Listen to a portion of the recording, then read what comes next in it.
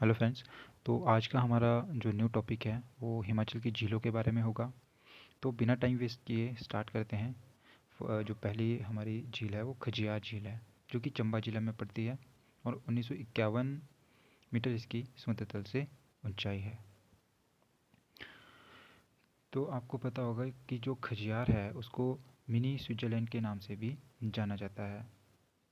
और वहाँ पे क्या है, इस झील के किनारे एक खजियार नाग का मंदिर है। ठीक है, नेक्स्ट है हमारी घरासडू, या इसको बोलेंगे घरासडू या घड़ासरू झील। तो ये भी चंबा जिला में है।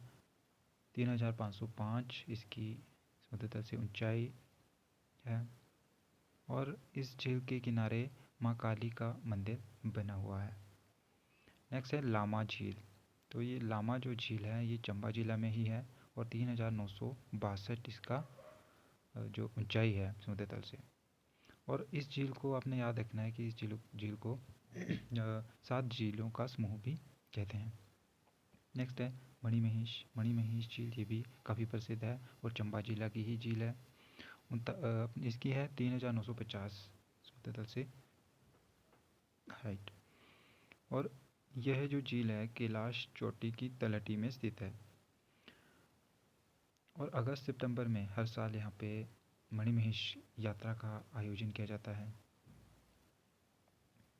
तो नेक्स्ट है चमेरा। चमेरा झील है 892 मीटर इसकी हाइट है समुद्र तल से। और ये जो रावी नदी पर एक चमेरा बांध बना हुआ है उसकी वजह से ये झील बनी हुई है। जो पानी पीछे इकट्ठा हो गया है उसको चमेरा झील कहते हैं। नेक्स्ट चंबा में है महाकाली झील। जो महाकाली झील है वो काली माता से संबंधित है। फिर है चंद्रगुप्त ताल।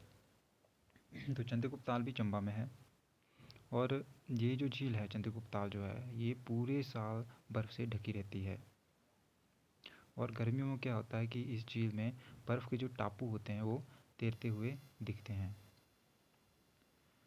तो नेक्स्ट आ जाता है हमारा करेरी। करेरी झील जो है ये कांगड़ा जिला में है। और जो ये झील है इस झील का पानी लूनी नदी में गिरता है। नेक्स्ट है डल झील। तो डल झील कांगड़ा में है। कांगड़ा की धर्मशाला में स्थित है ये। तो इस झील को भागसूनाथ झील के नाम से भी जाना जाता है, या भागसूनाथ झील के नाम से भी प्रसिद्ध है ये झील। और इस झील के किनारे एक ध्रुमेश्वर भगवान जी का मंदिर मंदिर है, जहाँ ये समर्पित है उनको। और इस मंदिर का निर्माण ऋषि जो अगस्त्य थे उन्होंने किया था।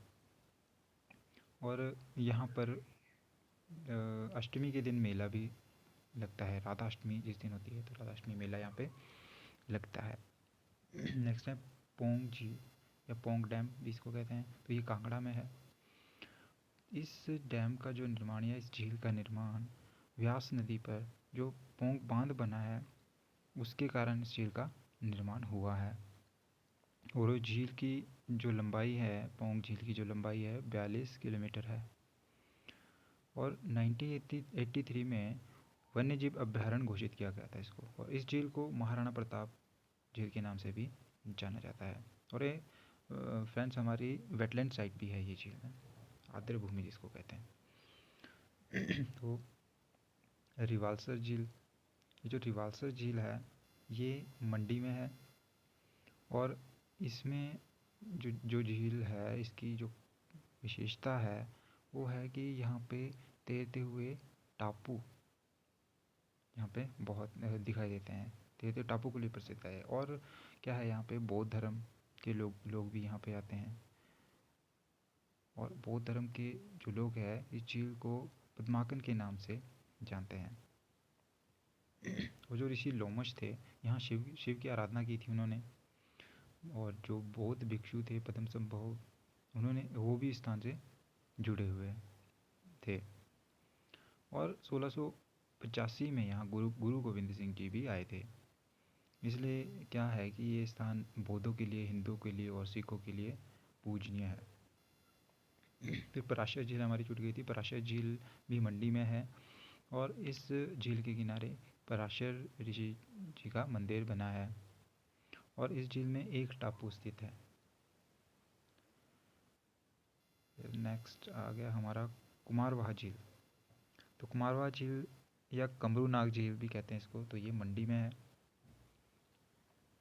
इस झील की विशेषता क्या है कि लोग अपनी मन्नत को पूरा करने के लिए इस झील में सोने व चांदी के सिक्के अर्पित करते हैं या चढ़ाते हैं। नेक्स्ट है कुंतभियोग। कुंतभियोग मंडी में है। कालासर झील है, ये मंडी में है। सुखसर झील है, ये भी मंडी में है। पंडोह झील। पंडोह झील की अगर हम बात करें तो ये व्यास नदी पर ये झील है। वहाँ पे एक पंडोह डैम बना हुआ है, तो उसके कारण झील का निर्माण हुआ है और ये झील जो है 14 किलोमीटर लंबी है। और ये एग्ज़ाम में क्वेश्चन भी कई बार पूछा जाता है कि हिमाचल की सबसे छोटी कृत्रिम झील कौन सी है, तो यही है जो हिमाचल की सबसे छोटी कृत्रिम झील है, पंडोह झील 14 किलोमीटर। और सबसे बड़ी गोविंद सागर जो कि सतलुज नदी पे है, बिलासपुर में। नेक्स्ट आ जाती है हमारी चंद्रनाहन झील। चंद्रनाहन झील जो है वो शिमला में है और ये झील जो है चांसल चोटी पर स्थित है। और चांसल चोटी से आपको पता है कि पब्बर नदी का उद्गम होता है, पब्बर नदी वहाँ से निकलती है। फिर गढ़कुप्पर झील है, ये शिमला में है। तानू जुब्बड़ जो झील है ये भी शिमला में है और सबसे गंदी झील इसको कहा जाता है हिमाचल की, और ये शिमला के नारकंडा में स्थित है। फिर कराली झील है, कराली झील शिमला में है। ये शाली टिब्बा एक है वहाँ पे शिमला में, तो शाली टिब्बा में ये झील जो कराली झील वो है। बंदोसर झील, ये बंदोसर झील जो है ये कुल्लू में है। और जो डोडरा कवार और सांगला है उसके बीच में स्थित है ये झील। फिर भृगु झील जो है ये भी कुल्लू में है और ये झील जैसे नाम से ही पता लग रहा है तो भृगु ऋषि से संबंधित है। फिर नेक्स्ट हमारी मंतलाई झील है। मंतलाई झील जी कुल्लू में है और इस मंतलाई झील से पार्वती नदी जो कि व्यास नदी की सबसे बड़ी सहायक नदी है उसका उद्गम स्थान है या उद्गम होता है मंतलाई झील से। सरवालसर झील, सरवालसर झील ये भी कुल्लू में है और जिलोड़ी दर्रा जो है कुल्लू में वहाँ पे स्थित है ये। नेक्स्ट है हमारी शिंगटू झील। तो जो शिंगटू झील है ये भी हमारी कुल्लू में स्थित है। फिर नेक्स्ट यदि हम बात करें दशहर झील। दशहर झील हमारी कुल्लू में है और कहा जाता है कि इस झील में यदि स्नान करें तो शारीरिक कष्टों का निवारण होता है, ऐसी मान्यता है। फिर है रेणुका झील। रेणुका झील तो आपको पता ही है जैसे कि सिरमौर में है और यह झील सबसे बड़ी प्राकृतिक झील भी है। इसकी लंबाई जो है 2.5 किलोमीटर है या 2.5 किलोमीटर है और इसकी जो आकृति है एक सोई हुई स्त्री की तरह लगती है। एग्ज़ाम में क्वेश्चन भी पूछा जाता है कि कौन सी ऐसी झील है जिसकी आकृति एक सोई हुई महिला की तरह लगती है, तो वो है हमारी रेणुका झील। तो ये झील जो है जगदम्बिनी ऋषि जो जगदम्बिनी थे उनकी पत्नी थी रेणुका जी और रेणुका जी के पुत्र थे परशुराम भगवान, उनसे संबंधित है ये। फिर सुकेती सुकेती जो झील है वो सिरमौर में है और सुकेती जीवाश्म पार्क आपने सुना होगा जैसे काला आम के आसपास है, तो उसके निकट स्थित है। फिर चंद्रताल झील है। चंद्रताल झील हमारी लाहौल स्पीति में है। तो ये जो चंद्रताल झील है, चीनी यात्री जो था वेनसांग उसने इस झील को लोहित सरोवर का नाम दिया था और इसी झील से एक चंद्रा नदी है उसका उद्गम होता है। जैसे कि मैंने आपको बताया था कि चंद्रा और भागा दो छोटी छोटी जलधाराएं निकलती है और एक तांडी नामक स्थान पे वो मिलती है। वहाँ से कौन सी नदी का उद्गम होता है, निर्माण होता है, चिनाब नदी का। तो नेक्स्ट जैसे है हमारी सूरजताल झील। सूरज ताल झील भी हमारी लाहौल स्पीति में है। और इस नदी से भागा नदी का उद्गम होता है, चंद्रताल से होता है, चंद्रा नदी भागा सूरज ताल से होता है, अपना भागा नदी। और इनामसो झील ये भी लाहौल स्पीति में है। और ये जो झील है लद्दाख क्षेत्र की मतलब बड़ी झीलों में से एक है। फिर है सोमुरारी झील। सोमुरारी झील ये भी हमारी लाहौल स्पीति में है। और यह झील एक अंतस्थलीय समुद्र के समान है, जो सोमुरारी झील है। जो नाको झील है, नाको झील किन्नौर में है। सोरंग ये भी किन्नौर में है। फिर गोविंद सागर से तो आप भली भांति परिचित है, ये बिलासपुर में है।